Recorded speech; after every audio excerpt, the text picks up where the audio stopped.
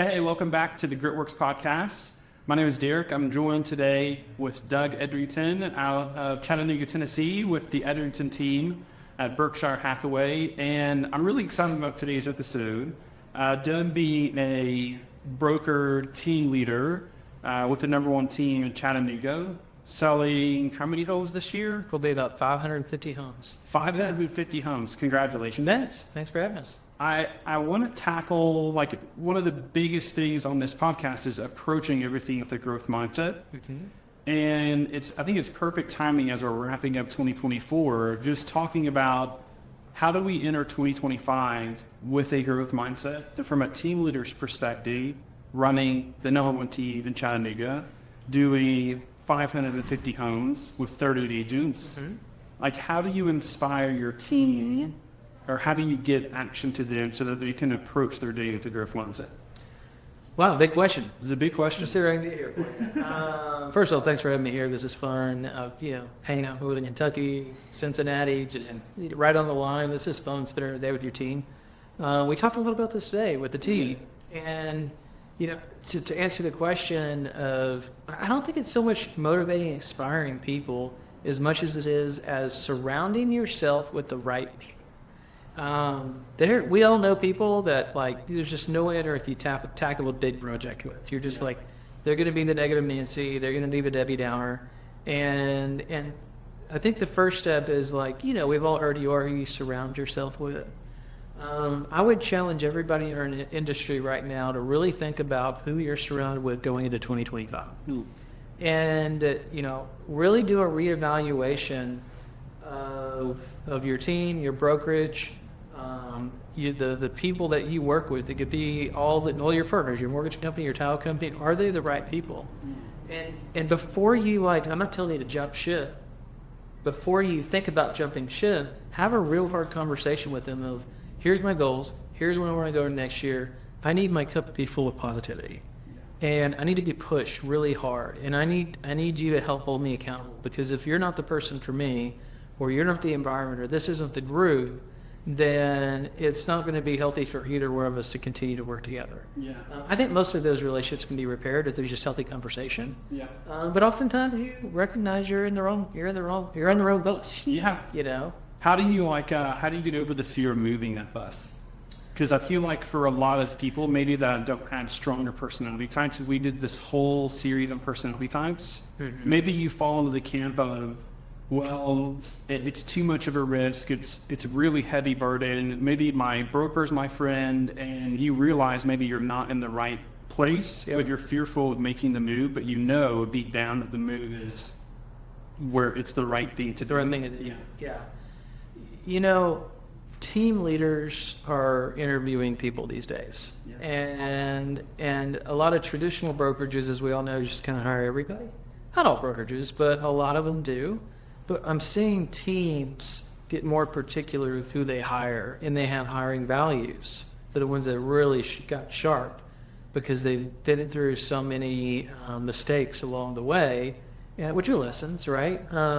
But they have their hiring values. So you should have your own hiring values too. You're an independent contractor, you're an agent. You are also choosing who to surround yourself with. So I would ask you, as an agent who may be in the boat that you mentioned, of like, okay, if I am seriously going to consider reevaluating where I'm at, or maybe you're brand new and you're thinking about getting into business, and you're like, I'm going to now get into the industry, really think about what's important for you. We have hiring values that I would recommend are just as equally valuable to the agent interviewing us.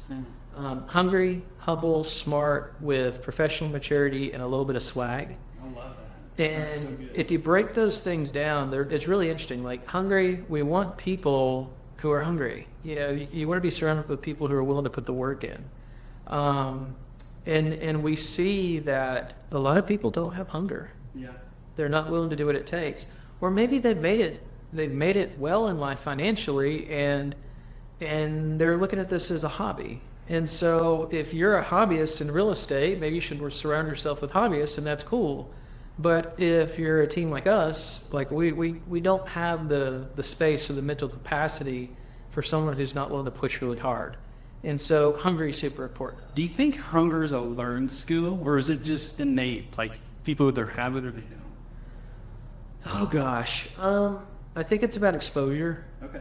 You know, I didn't know that I wanted things that I want today years ago. Yeah. Because I hadn't been surrounded by the right people to share what they've done with it. You know, like for example, years ago, my ego was not in check. I didn't think that I was like the biggest and baddest, but I thought we were pretty darn good because we sold a lot of houses. Yeah. And then I got an opportunity to be a part of a mastermind with the group, and then we talked a lot about how we sell a lot of houses and how they sell a lot of houses, and we shared a lot of information. One day we came to a mastermind call, and one of the guys on the call was like, hey, let's not talk about real estate today. Let's talk about how many investment properties we have, how you're leveraging it, tax strategies. And I was like, I don't own any real property. This is a problem. I just hadn't been surrounded by the people that was, gosh, how many clients have we helped build portfolios of real estate? And I just hadn't thought about it that way years ago, younger. And so when I was a part of that mastermind group, they were the ones that got me thinking, I'm doing this all wrong. I am earning a good living, but I'm not building the capital that I need for the future. So I was exposed to a new hunger around investment properties, for example. Yeah. And you could say the thing about a nice car or a boat or a second home or whatever, whoever is, whatever they're into. But I think it really comes down to exposure. But then I do think there's like an innate natural tendency that one has to go get that. Yeah. You know, I of it's agree. materialistic, some of it's not. And I don't think there's a right or wrong. Because I feel like for like the new agent that might be listening in or watching, the hunger is just to outperform the previous. Like, do you have like 4 more school teachers on your team? I have 4 more school teachers on our team, and for the goal is I just want to earn more than I did previously. Sure. And what I'm hearing is the hunger grows to more, like it becomes more goal setting. Like I can accomplish that, but what's going to keep fueling me to push myself, think outside the box? Yeah. Because it's truly limitless, this business. It really is. Yeah. It really is. But it took me a while, and I don't know if I fully understand it yet,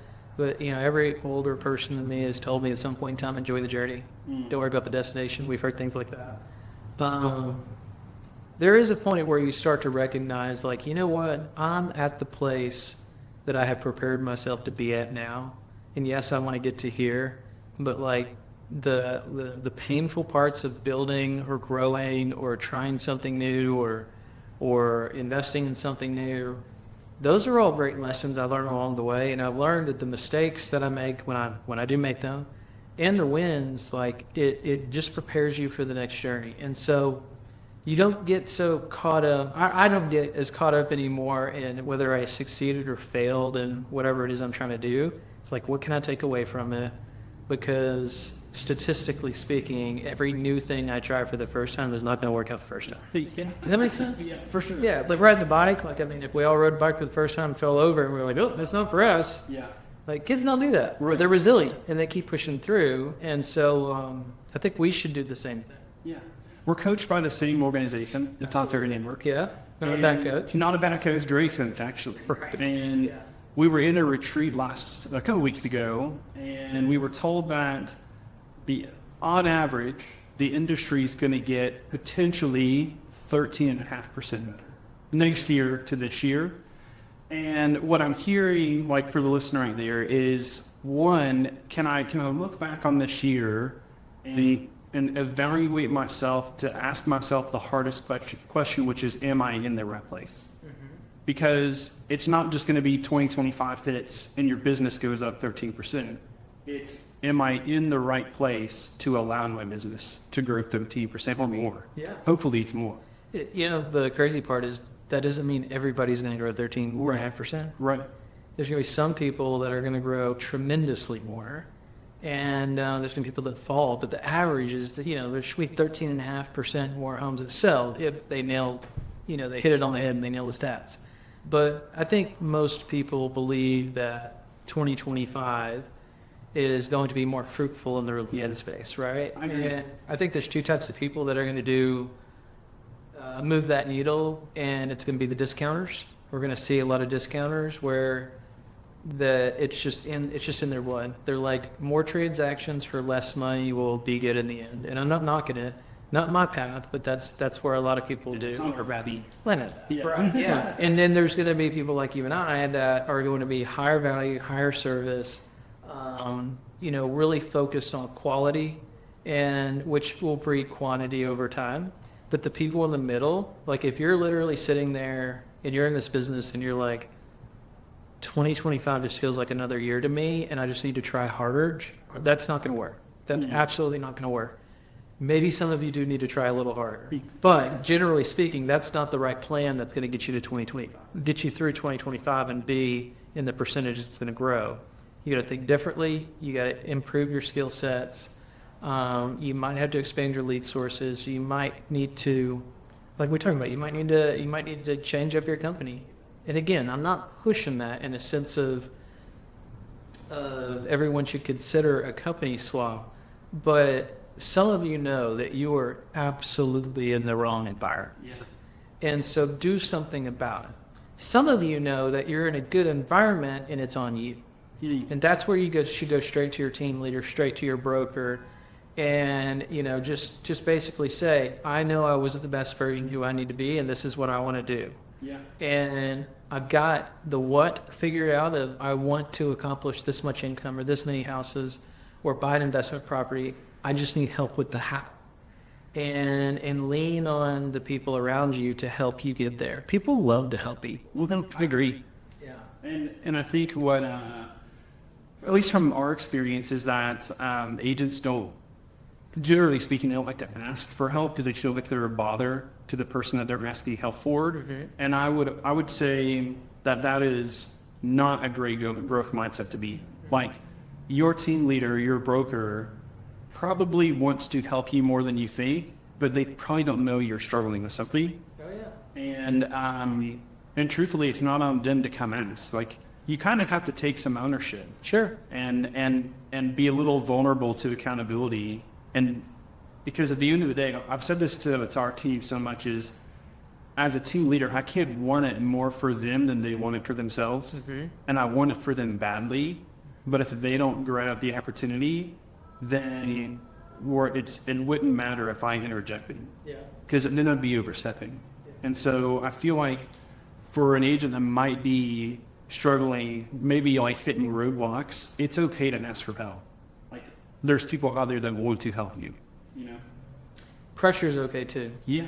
Pressure makes diamonds, they say. Yeah. In our team, we have put quite a few people this year under what we call a performance improvement plan. And it's pretty black and white. It's results focused. You do this within this time frame or you're off the team. Mm. Now, some of you listening to that may say, ooh, that's not an environment that I would want to be in. That sounds scary. That happens rarely. And I got to say, this year, every time I've done it, they have outperformed their PIB. Like, it's like, okay, 2 deals in 30 days where we got to go. That's not hey, I don't like you, and therefore I'm putting you under pressure. Because if I don't think you're a right fit, we're not going to go through a PIP. We're just, you fooled me in the interview, or I fooled you in the interview, and it's a bad fit, we should just cut ties. But if we put someone on a PIP, it is absolutely like, I want you here. Yeah. I want you to be successful. And I know you got it in you, and I've tried everything that I know to do other than giving you an ultimatum. Yeah. The hard consequence. And every time I'm doing it, literally this year, every time I've done it, which has been a handful of times, they've all outperformed. And every single one of them have come to me and said, thank you for doing that. Yeah. It was scary. I didn't like it. And they're like, I'm good now. And I'm like, are you? Do we need another pivot? Yeah. But they know what's coming. So then the pressure becomes more natural. But it's a healthy pressure, though. Yes. It's because at the end of the day, they want it too. Yeah. They absolutely want it. They just sometimes need the nudge to be able to tell their families and their friends that I'm at the end of the work. Yeah.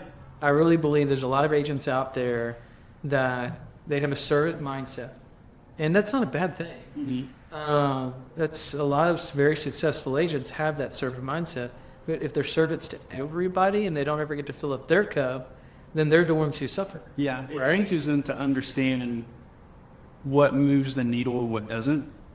Tom says, like, there's that whole list of the 178 things that real estate agents do. That's a long list. And only 8% of them, 20 tasks of the 178 are actually revenue generating activities.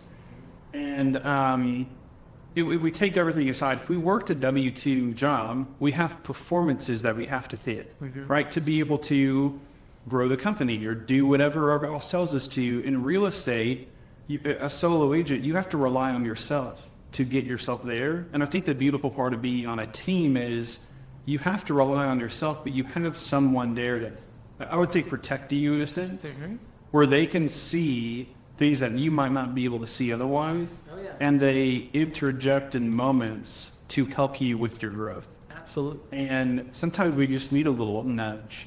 And it's really proof that I can do it. Like, that's the ultimate goal, is they change course and then they can internalize, no, I got this. I can make this happen. Yeah. So we know that your mindset in Chattanooga is growth. Yes. Ours here at Cincinnati has been growth. Like, our goals next year is to add agents to our team, grow our team, because we truly believe, like, our team is a place where agents become and grow their business and their goals and hit things, and they may not think otherwise that they could hit. For the listener in Chattanooga, like, what would you want to tell them about your team?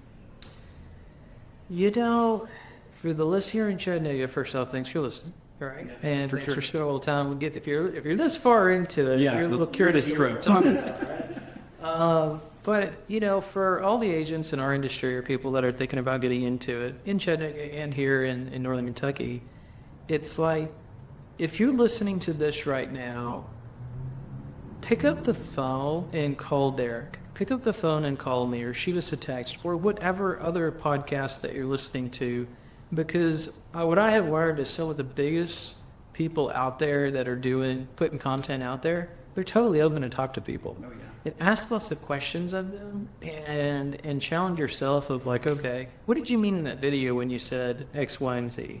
Or why are you growing? Or what am I doing differently or what could I be doing differently? Yeah. I would, again, like I said earlier, it's about the community that you surround yourself in that's going to help you get to the next space. I agree.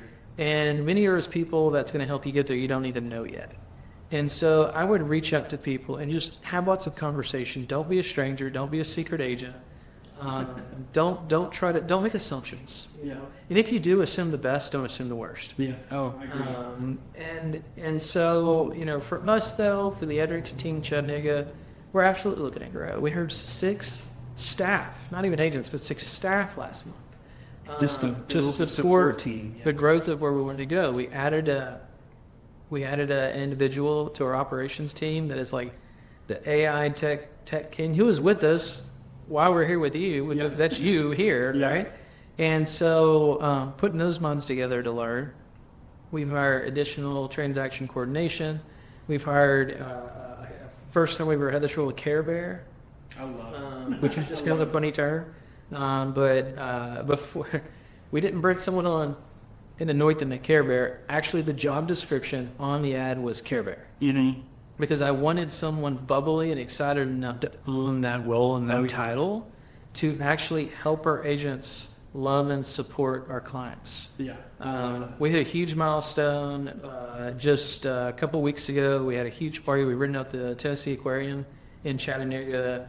Had about 600 people show up. It was because we hit our 5,000th sale. It's impressive. And it's like, what's funny is, in the industry, people say that's impressive. Outside of the industry, the consumers have no concept of how many homes 5,000 is for a real estate team.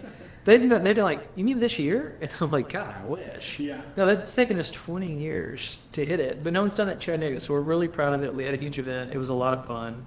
But if you think of like the average agent, though, for perspective, what's the average you can sell, like, for the ones that do sell a home, that's like 2, 3, 4 homes, maybe? Maybe in the double digits, 11 if you're like really good. Yeah. So like, what is that? Multiple tens, maybe hundreds of lifetimes. Yeah. Selling houses to hit that milestone. Yeah. So that's pretty cool. That's pretty cool. So, but what I'm really proud of is a lot of our agents have been with us for a long time. It's not just they come and go. It's like we have some really tenured agents with us, and we're all proud of it. We're a part of it. So, but yeah, if you're listening from Chattanooga, don't be scared to pick up the phone. Reach out to me. I've talked to so many people. And the goal for me when I get an opportunity to talk to someone I don't know that's in the business, it's not always to try to recruit you, because most of the time we're not a good fit together. Yeah. But I'm more than happy to have a conversation and help and give you my experience, and I'm also want to learn. Yeah. There's a lot of great solo agents and team leaders and brokers and other team members that I've had great conversations with, and the goal isn't to turn it into how do we benefit from each other monetarily. It could just be from a knowledge base too. For sure. Yeah. I mean, you might know another. Maybe if you're not the right fit, you know someone that might be the right fit. Yep. So it's just putting the puzzle pieces together. Mm-hmm. And if you're listening in Northern Kentucky, Cincinnati, I would encourage the same. Like, if you're stuck in the rut, or maybe you're stuck in the, I just don't know what to do next, or I've never been able to double my business or anything of that nature, just like you guys in Chattanooga. I think especially solo agents or agents that haven't experienced a team, they're most fearful of the loss that comes with joining a team. And I would say to look at that opposite, because most agents that join a team end up doubling their income because of opportunity that's being provided and given, and just surrounding yourself with more people that are successful. So I think being open-minded to the conversation, if you're remotely having the thought, do yourself a favor and reach in. It's not just about the income too. No. It's about the stress that you don't have to have as much by yourself. It's about all the moving pieces to a real estate transaction, or not even just transaction, to get to the transaction, the marketing of it and everything. The camaraderie of everybody behind you. When you have specialized individuals working for a group to do those parts, then you get to do what you're really good at. Yeah. And generally, for our audience, I'm sure that is listening, is to be the salesperson, to be the person that helps guide and educate people along the way. So, it's kind of shocking because it's not the norm, but it's not shocking to us as team leaders. I'm seeing more people that have done 20, 25 deals in our market reach out to us and say, hey, we shouldn't have a conversation. And there's a lot of agents out there that would maybe from the outside say, wait, they did 25 deals and they want to join your team? It's always hard. It's hard if you do 2 deals a year. Yeah. It's hard if you do 25 deals a year. It's hard if you do 500 plus. It's always hard. You just got to figure out which hard do you want to tackle and what can you leverage out. Yeah, I love that. Where can we find you online? Doug Edrington, 3 syllables, just like it sounds, Edrington. And but yeah, Instagram, Facebook, probably the best way to connect with me, or reach out to Derek. He'll do a 3-way text and connect us as well. But happy to help, happy to learn. Yeah. And thanks for having me. Absolutely. 2025 can be your best year. I think it will be our best year. I think you believe it's going to be your best year. Yeah. And it can be your best year too if you just take it and grab it and own it. And maybe consider that to become the best version of you, you might have to change the people that you're surrounding yourself with. Yep. I love it. Thank you, Doug. Yep. Thanks for having me. Awesome. Cool. This episode of the Gritworks podcast is sponsored by the Caldwell Group at eXp Realty, a real estate team in Northern Kentucky and Cincinnati, Ohio.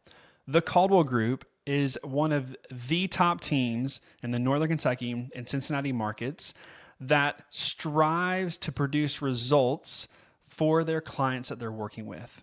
Their agents are top of the line when it comes to all new technology, understanding the market, and presenting results and value to clients. So if you are in the market in the Northern Kentucky and Cincinnati area to either learn more about what your home might be worth in today's market, or just learning about the market in general and what it looks like to buy or sell in the market today, then hit us up in the comments below. We would love to reach out and talk with you more and share with you all the things that are happening inside Northern Kentucky and Cincinnati, Ohio. Thank you to the Caldwell Group for sponsoring today's episode.